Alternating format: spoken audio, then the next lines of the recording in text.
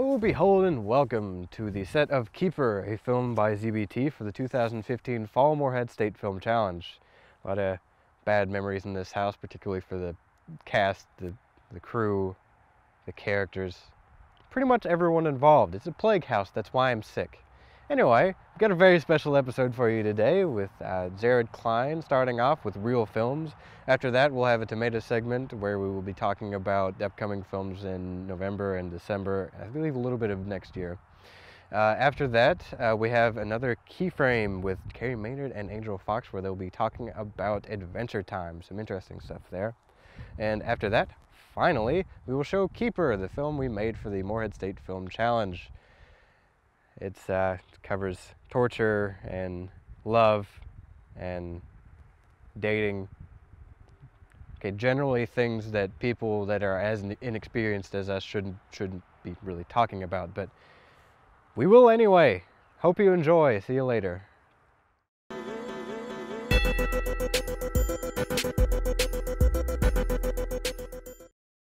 Hey everybody, welcome to Real Films. This is Jared Klein here on ZBTv. Today we're going to be talking about J.J. Abrams' Star Trek films. So sit back, relax, and enjoy this episode.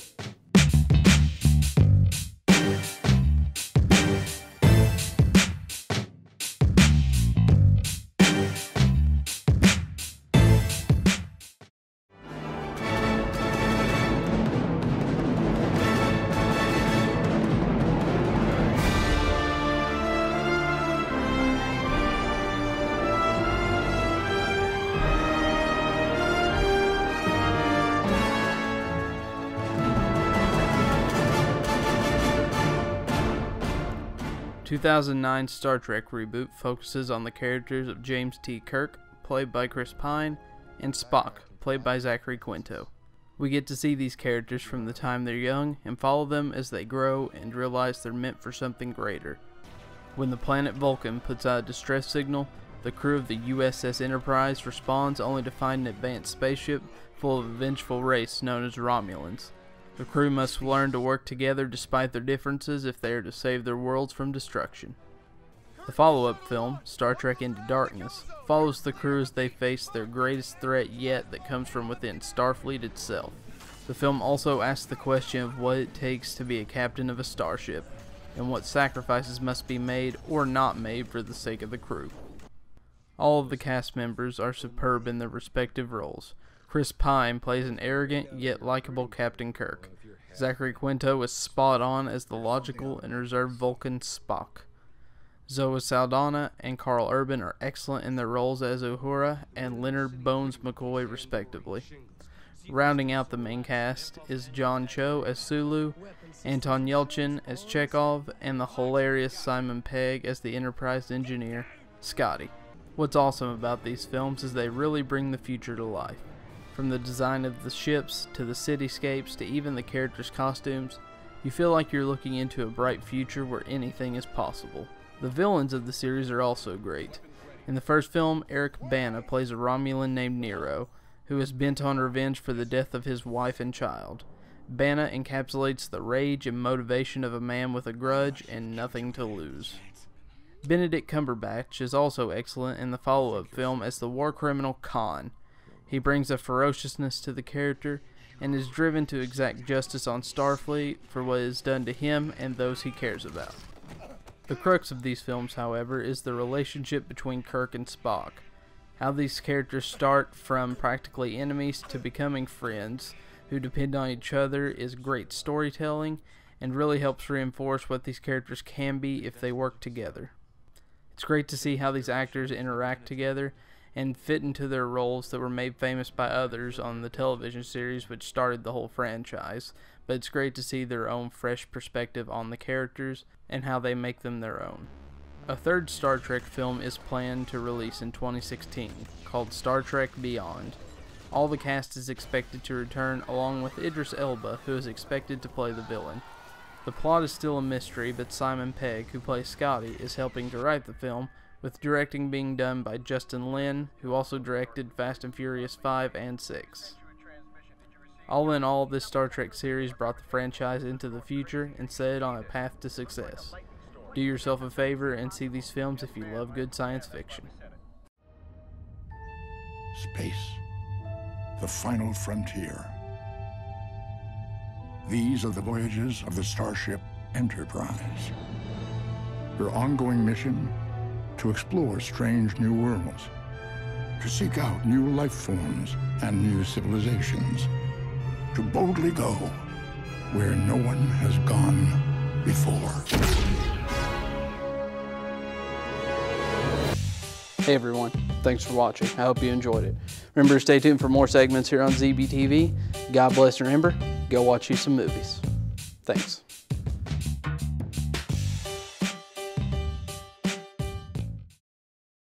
Welcome to Tomato, the part of the show where we talk about upcoming movies and decide whether we care or not that they're actually coming out. With me today is Carrie. What is your last name? My last name is Maynard. Maynard. That's Yes. actually a good name. Carrie Maynard. We got This Mysterious Man, I Don't Know, and we got Angel Fox, the lovely Angel Fox. Okay, this is the superhero day. I'm sure everyone's excited. The first movie is Deadpool. So they just came out with a trailer, last week or something? The second trailer. The second trailer. I believe there was. I haven't been there was keeping the up. second There was a leaked footage. Leaked footage, 2 trailers, and a plug. Yeah. Oh, yeah. Pretty good. I am so excited for it. I like the plug better than the preview. Yeah. Yes. I felt like the plug had what you'd expect from Deadpool, because it was breaking the fourth wall, which, if you're a Deadpool fan, that's one of the things you love. Par for the course. And the trailer proved that it was going to be a rated R one, unless you watch the Fantastic Four trailer, which was very PG, which I thought was very nice. Yeah, definitely rated R. They couldn't have gone any other way with it, really, with Deadpool. Oh, yes. Yeah. There's no way. There's no way you can make that kid-friendly. Yeah. Deadpool kid-friendly. And if you is made it just- kid-friendly, you would not even want to go to watch it. Yeah. No. Well, they tried with the Spider-Man cartoons, didn't they? With they had like a Deadpool guest, and he was Yeah. so annoying that like That's- everyone threw his arms up. That's- Like, They had so many substitution words that he almost sounded Southern. It was really weird. He's this like, is what happens "This when you gosh find a darn man in the bully." Alps and feed him scrambled eggs. Exactly. And the only thing that they could honestly do for this movie to make it close to PG, even PG-13, would be literally replace every curse word with chimichangas. I don't doubt that will be a DVD extra, but How many yeah. times he says chimichangas in the entire movie? I want so many X-Men origin jokes, you know. Yeah. I want that to just coat the movie. I kind of want him to tear into Wolverine and how I do like the origins, but It's gonna be really hard to not make it the Expendables. You know what I mean? Just with the one character, because it's all going to be this spectacle action like New Age Marvel sort of is, and then you're gonna splice in the chimichanga humor like in between these little bits, and I don't know that it'll work. with the director that they've chosen, looking at his background, he's only done like opening sequences, so he looks really just like a short interest period and then take away. So I think as far as attention span for this movie goes, it'll be a lot like Deadpool, where it's like intrigue, takeaway, intrigue, takeaway. See, I almost kind of wish they would go the like Daredevil route, where they're doing like this series, but just having it with a director that knows. Save the series. Yeah. Let's stop talking about Deadpool. Let's talk about Ben Affleck's Batman versus what's-his-face's Superman. So Batman's like always condescending. Yeah. It's like, I mean, that's Ben Affleck. Every time I think of Ben Affleck, I think about Dogma and how he was... I like that. I love Dogma, but as an Archangel, he was snooty and he was dark, but that was the only thing that I saw him in, and he was even subpar in that. Yeah. He's a good director. I really hate him as an actor, honestly. I haven't seen him in anything that I would It's not that really he's say was a strong role. So, aside from Ben Affleck being Batman, what do you think the plot has to hold for us as far Not as... very much. I think it's going to be really- Batman versus Superman. And that's it. I think it's going to be That's it. Batman fighting Superman for some reason. But they're But what they first need to have is Batman needs to perceive Superman as a bad guy because he pretty much he leveled the city in Man of Steel. I understand he was trying to save the city, but he's also very bad at saving the city. but that can be slightly forgivable because that was his first real run-in. It's like the Dragon Ball Z thing that people keep bringing up. Yeah. Goku's a great guy because he goes out into the desert and fights people. I mean, but no, Superman's like, hey, this skyscraper looks like a perfect place to fight a superhuman. It's true, it looks awesome. But then you sit back, the logical collateral damage of Superman actually performing his powers is gargantuan. Yeah, it is ridiculous. I mean, that's the normal thing that Superman does, but they didn't do that. He's like the Hulk, but without like all the tragedy, because he actually means to do what he's doing. Yeah. And that's what I was saying. It's forgivable because it was the first time he did something. Yeah, I would love to see him really fighting the fact that he actually killed someone as well. Potential for Superman if they play off the sort of they could just almost right. almost like a Dr. Manhattan angle where he's too good at everything, so people don't he like has to him. go to the moon and get away from everybody.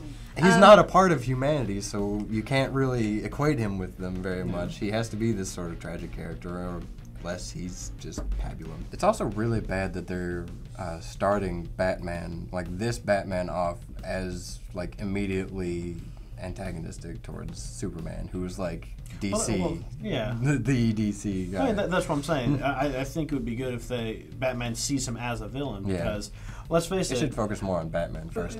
They're flying way too fast back and forth. Us, the audience, actually saw what was going on, but the people running away from this explosions and death raining down, you're not going to stop and see who's who. Yeah. All you think about is like Volcano Day. Yeah, it's like get out of the way as fast as you can. And I think if they do that, that can fall very easily in making Batman think, oh yeah, this is a bad guy.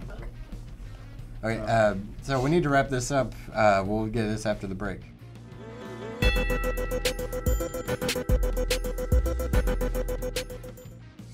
What's on the agenda? X-Men Apocalypse. I don't really have that many opinions. I'm not a big fan of the X-Men. See, I didn't see Days of Future Past, so I can't say a whole lot about this. Is it going off the same kind of line? It should be following the new revised version. See, all I know is that Apocalypse is awesome. So. Well, for what we saw at the end of the movie, Apocalypse was like a kid. And then you saw the four horsemen just sitting off in the background. So you kind of got. I wonder what they're going to do next. Yeah. So we never know unless we watch the movie. I mean, unless we watch the preview for the next movie. Exactly. But I'm really interested in seeing how they do it. If they keep up with how they've been doing pretty good with. Well, first off, when they made. First Class, I think they made a big new step in a better direction. Yeah, it's easily the best X-Men movie that I have seen. And then, I mean, because if you like that, you would definitely like Days of Future Past. Cause it's just cleaner. Yeah, and they fixed all the wrongs they did. Yeah, there was a clearer direction. The actors, honestly, even though Patrick Stewart and like Hugh Jackman in the first, they blew him out of the water in First Class. I'm sorry. James McAvoy. Yeah, Michael Fassbender. I'm in love with the character development as far as Xavier and Mystique went, because you never really got to see that. I'm down with Magneto's development. They're still pretty good at making their own version away from the comics. Well, yeah, that about wraps it up, I guess. What's everybody gonna see of what we're talking about? Honestly, I'm on board for all of them. If I had to say one is my least, I don't know. I go back and forth so much with Batman versus Superman. Yeah. I'm the same way. I'd rather give it a chance than go watch X-Men. I'm sorry, but I just could never get into X-Men. I find it so terribly boring. And Deadpool isn't a definite for me. I have to go see Deadpool. Yeah, I'm gonna go see Deadpool. I might go see the others. Maybe. We'll see how much money I have to waste, and then... Deadpool is definitely at the top of my list. I've always been an X-Men fan, so I'm definitely going to see that.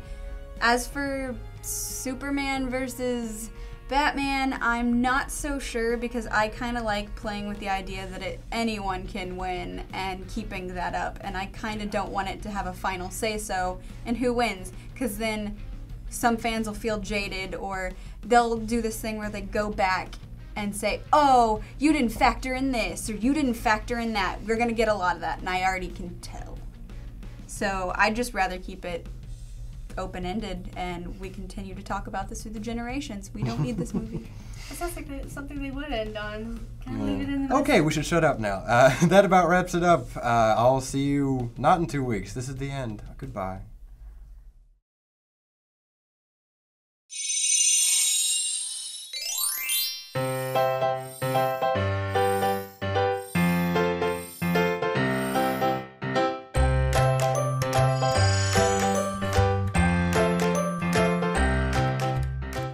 Hello, and welcome back to Keyframe. Today we're going to be talking about Adventure Time! Specifically, since there are so many plot points in this very large series now, we're going to hone in on a specific plot detail. Yeah, so I'm sorry, if you wanted us to talk about the entire thing, we can't do that with our time span. Nope, segment's too short. But today we are going to talk about the Simon and Marcy plot. For those who don't really know a lot about Adventure Time, the Ice King and Marceline are somehow connected. The series itself follows the adventures of Finn the human and Jake the dog. Finn is one of the last human beings that we know of after the Great Mushroom War, and Jake the dog and Jake's family actually found Finn and adopted him, so they're friends / brothers.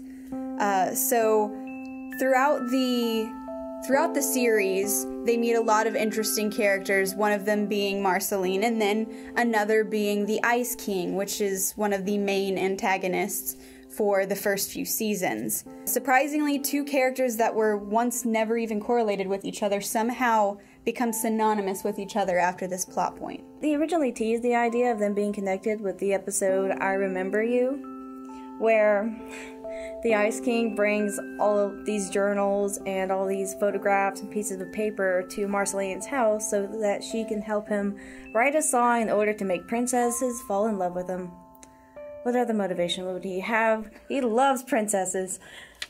But as the episode goes on, we find out that there's a little bit more happening here, when she starts reading out some of the paragraphs and these heartbreaking letters left behind by the original Simon Petrikov.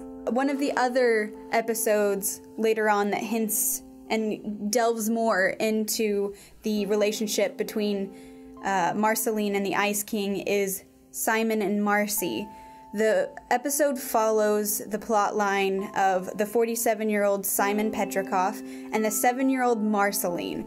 Now, for those of you who don't know, Marceline in the modern time of the cartoon is almost 1,000 years old. So imagine when she's 7. This is recently after the Great Mushroom Wars, and so Simon and Marceline are seemingly the only people left. As they wander the wastelands trying to find some kind of semblance of life, Simon protects her, but the only way that he can protect her is through the crown. Now that crown is tainted with some kind of chaotic magic that turns his mind, and it scares Marceline, but in order to protect her, he needs to use it. Protect her from deers and... Protect her from deer and goo zombies and Hey, whatnot. the goo zombies were legitimate threats. That was legitimate. That was honestly terrifying. I got heart palpitations while watching that the first time. Yeah, I don't particularly like stuff with zombies and post-apocalyptic, but even seeing something like that actually made me feel for the characters. I felt more terrified from the candy zombies than I do from actual zombies. And that's saying something. But something really interesting at the end of this episode is where a glob of radioactive bubble gum slinking down a wall happens to drop a can of soup and a can opener. Happens to. This hints at Princess Bubblegum and the Land of Ooh slowly emerging from the ruins of the Great Mushroom War. So there is hope at the end of the episode, as well as that slight nod to bubblegum. So it's wonderful. And somehow a world creates itself from that tragedy, which everyone kind of seems to look at Adventure Time and be like, oh, it's happy-go-lucky, or oh, it's just stupid and funny and I don't get it. But there really are dark sides to these things. It's very much like the duality of human life, where you can have happy and sad and tragic and good, and there's not really a stark line between good and evil. Like, even the Ice King, he's insane and we know it, but he's not inherently bad. Yeah. That pretty much does it for Keyframe and at the end of the semester. So, sorry, no more Keyframe until spring. It's okay, I know you're gonna miss us. Yeah, you're gonna miss us and all of ZBTv. But in the meantime, try and cope with your feelings of depression and horrible sadness with some cartoons. Yeah, marathon that stuff. Absolutely. And we'll see you next semester.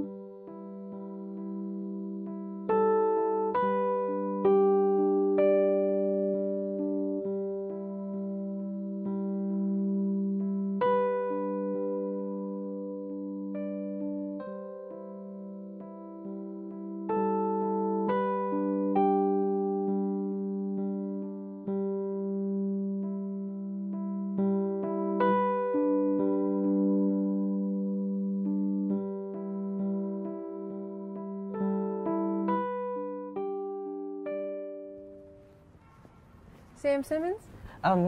Yes. Raina Atkins? That's me. It's nice to meet you. Nice to meet you too. Thank you. It's very pretty. They're made of plastic, so you won't have to water them as much. That's thoughtful. Well, why don't you sit down? Thank you. You're very prettier than they said that you would be. Thank you. You're very sweet. Yeah. So, Sam, what do you do for a living? I'm a surgery student. Is that how you hurt your hand at work? No, this was nothing. Nonsense. It's a big bandage. It had to have hurt. I didn't really notice. Are you feeling okay? Yeah, I'm fine. I'm a little nervous. I don't really go on, dates that often. How about you? Are you okay? I'm feeling a little lightheaded, to be honest. You okay? You sure?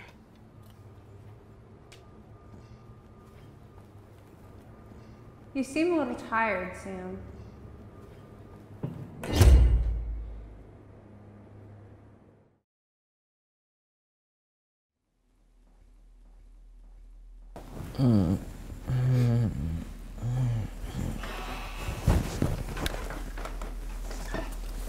Honey, no, sit down. You're still out of it. You're still out of it. Sit down. Raina? Where? This is our place. Why? Because you're mine. Don't you approve? Something hurts. Not your heart, right? Oh, my head. How did you get for drinking so much? And you really should thank me. It wasn't easy setting all this up and getting you down here, you know. Hey. Here. I'm sorry. Did I hurt you? Please don't be mad at me. Please just let me go. Please, just stay. Please stay. Don't leave. Why are you doing this? Because I love you.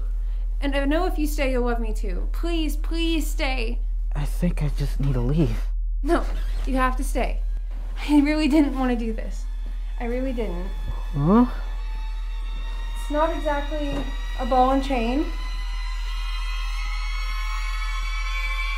But it'll work. No. Just as well. No. Ah! I'm sorry. I don't know my own strength sometimes. But you're a surgeon. You knew this was gonna hurt.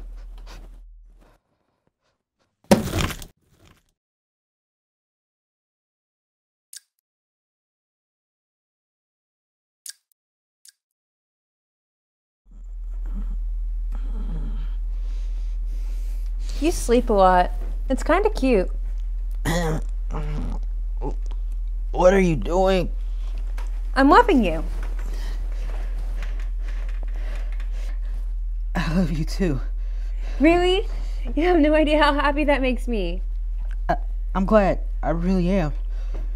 But you know, we never got dessert on our date.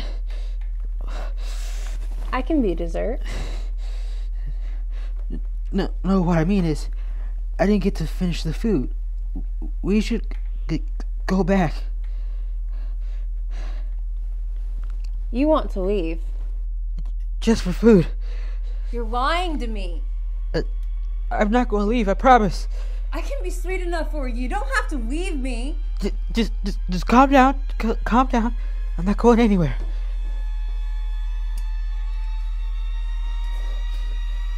What are you doing? I'm taking that sweet tooth out of your mouth.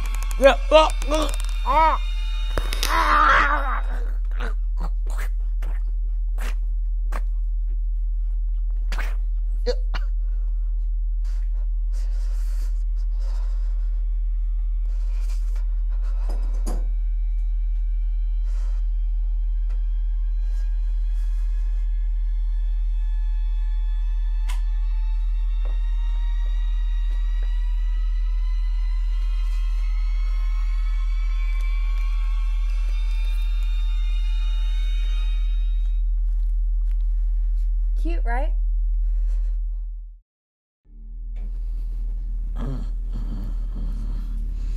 Wakey, wakey. Here's your dessert. Please. Just let me go. I'm sorry.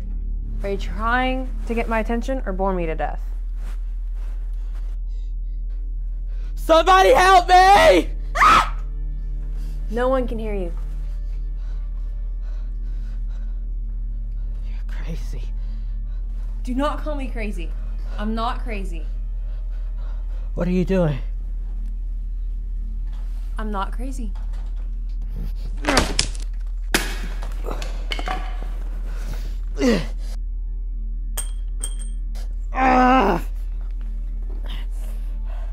Bloody witch.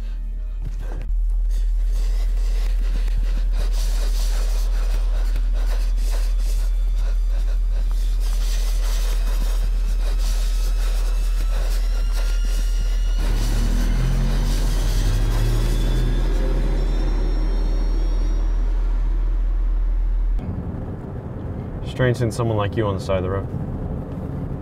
I don't want to talk about it. Roads are winding strange these days. Good thing I found you. Don't worry.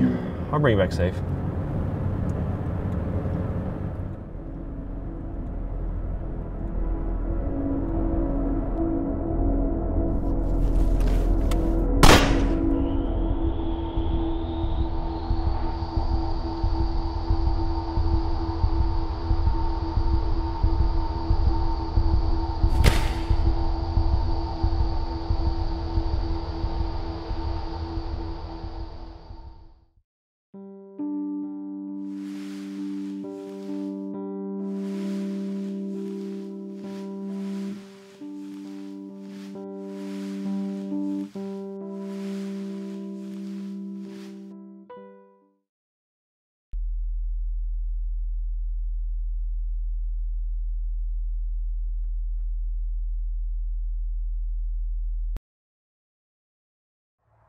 Oh, hey, didn't see you there. Sort of a spooky episode this time. Hope you had fun. It was definitely a bunch of fun for us. Film challenge is strenuous and sort of horrifying in ways, but really fun, particularly when it's horror. Is he still in there?